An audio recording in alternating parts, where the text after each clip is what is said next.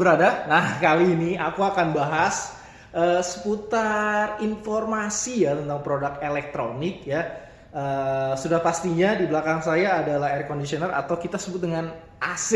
Nah, di sini ada informasi mengenai produk AC. Apa sih memang ya produk atau informasinya yang mau saya informasikan?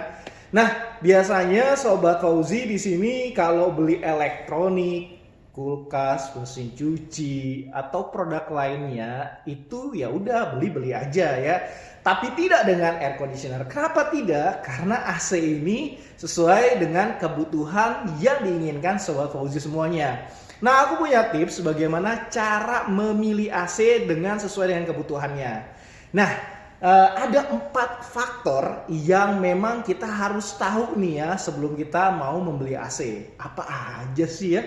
Nah, Sobat Fauzi di sini saya mau menginformasikan untuk ada AC inverter yang kedua-duanya sebenarnya AC-nya sama aja, tetapi ada perbedaannya yaitu dihemat energi. Nah, saya tidak akan bahas apa perbedaan inverter dan AC non inverter, tapi yang akan aku bahas di sini adalah yang sesuai dengan kebutuhan yang aku inginkan nih ya. Jadi yang tadi saya ada informasikan di awal harus sesuai ya, karena kalau misalnya tidak sesuai, yang pertama adalah tidak bisa menyalakan AC tentunya. Yang kedua, kedinginan atau tidak dingin ya.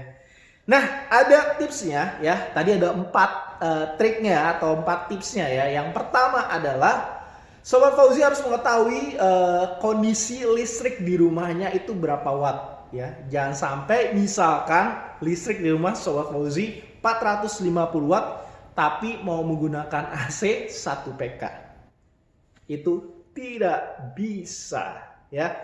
Jadi harus sesuaikan dulu ya watt di rumahnya, daya listrik di rumah dengan kebutuhan PK-nya. Nah, AC itu ada setengah PK, ada 3/4, ada 1 PK, ada 1,5 dan ada 2 PK. Yang kedua adalah kita harus tahu watt dari AC tersebut ya. Nah, banyak bermacam-macam watt, tapi kita harus sesuaikan dengan kondisi watt yang ada di rumah. Nah, biasanya kalau setengah PK itu range wattnya dari kisaran 300 sampai dengan 400 watt ya. Kalau 3/4 itu kurang lebih sekitar 400 watt ke atas ya.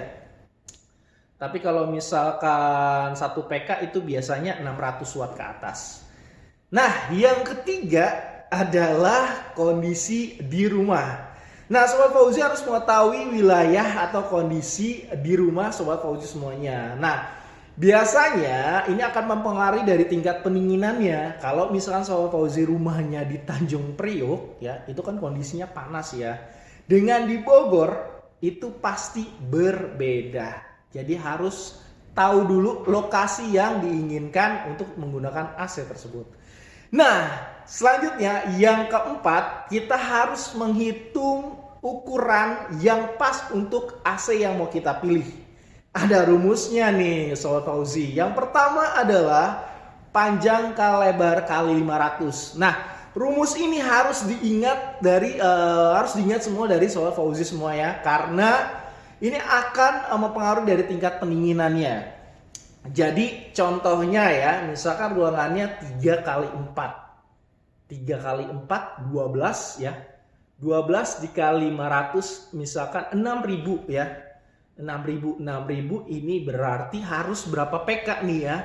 Kalau setengah PK kan 5.000 BTU ya. 3/4 7.000, 1 PK 9.000, 1,5 12.000. Contohnya seperti itu. Nah, berarti kalau 6.000, nah kita harus tahu dulu yang tadi faktor yang pertama, yang kedua, ketiga, dan ini adalah ketentuan atau pilihan yang harus kita pilih. 6.000 itu bisa setengah PK, bisa juga 3/4 Hz, tapi harus diingat ya. 6.000 BTU-nya ini tergantung isi di dalam ruangan atau lokasi tadi ya, lokasi Sobat Fauzi rumahnya itu di mana. Ya, jadi kalau misalnya rumahnya Tanjung Priok ya kalau setengah PK saya rasa sih nggak cukup, bisa langsung ke 3/4. Atau yang rumahnya di Bogor, setengah PK sih cukup-cukup aja, tetapi ternyata AC-nya mau digunakan untuk usaha, misalkan warnet, misalkan usaha yang berbau atau menghasilkan panas di ruangan tersebut. Nah, itu dia. Itu dia tips-tips dari saya untuk Sobat Fauzi semua untuk memilih AC yang tepat. Nah, nanti akan diinformasikan kembali tips-tips apa saja ya. Selain AC tentunya terus saksikan channel YouTube aku ini ya. Terima kasih, salam sehat semuanya. Wassalamualaikum warahmatullahi wabarakatuh. Dah.